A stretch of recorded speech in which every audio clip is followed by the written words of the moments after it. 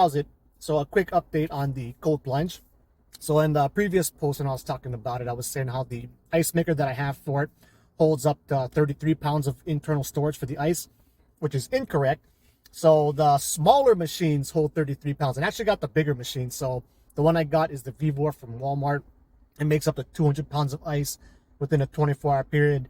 They actually have one bigger version of it that makes up to 265 pounds of ice within a 24-hour period, but both of those bigger machines have an internal capacity for the storage of the ice that's 55 pounds, not 33.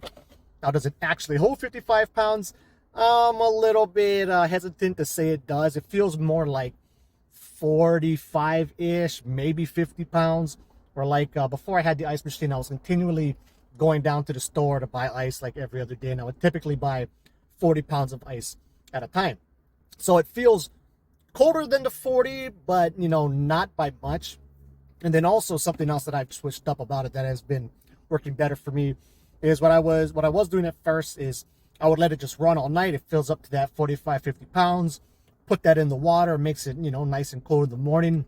And then every couple of hours, as I would just continually keep hopping in this thing all day long if I'm at home, I'd put like, about 2 to 3 hours, I'd say makes about 20 to 30 pounds of ice within that time.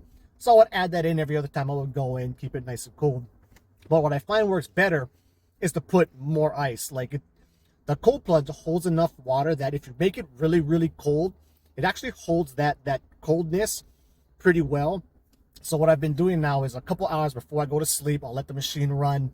And I have this pretty big cooler in the back. I'll fill up the cooler with that ice, and I'll let it just fill up all night. Then it's, by the morning, it's totally full blast, that 45, 50 pounds or so. Then I add that into the cooler. Then I dump the whole cooler in the morning. And that's probably, now it's not like 80 pounds cold. There was a couple times where I would go down to the store and buy 80 pounds of ice.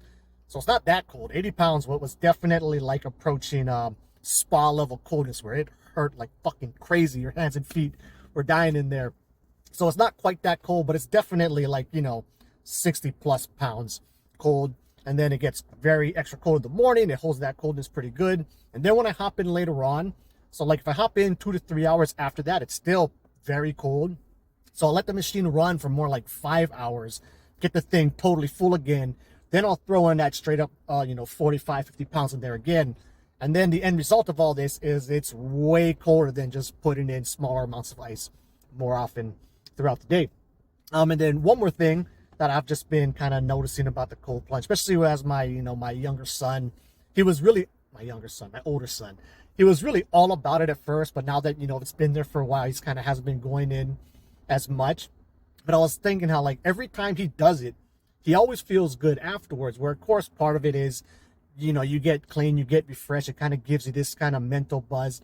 But I think another reason why it makes you feel good is, you're doing something that's kind of hard, because going in the cold plunge kind of sucks, right? Like it's kind of like working out. You might not always want to work out, but once you go through the mental hurdle of making yourself do it, you tend to feel better.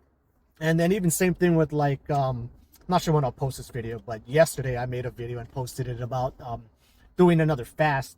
And one of the cool things about the fast is like you're making yourself do something difficult. Now you don't really get that feeling until you start stretching it up to close to like, to the 24-hour mark. But then once you pass that, every moment of that day when you're not eating, you're getting like that good mental boost of, hey, I'm doing something difficult, right? But you got to wait like a whole day before you get that good feeling. But with the cold plunge, you can get that shit instantly, right? You just hop in there. It's cold. It's uncomfortable. You wait in there until you get numb. And then, once you're numb, then it is pretty comfortable. In the beginning, it always kind of sucks. But then you hop out, you make yourself do something hard. And, you get the reward of having all those good hormones and shit released in your head. And then you're feeling all cherry and stuff after that. So, yeah. Anyway, if you're into cold plunges, lucid dreaming, meditation, sleep, any of that stuff, feel free to like, subscribe, and follow. And until the next video, I'll catch y'all later.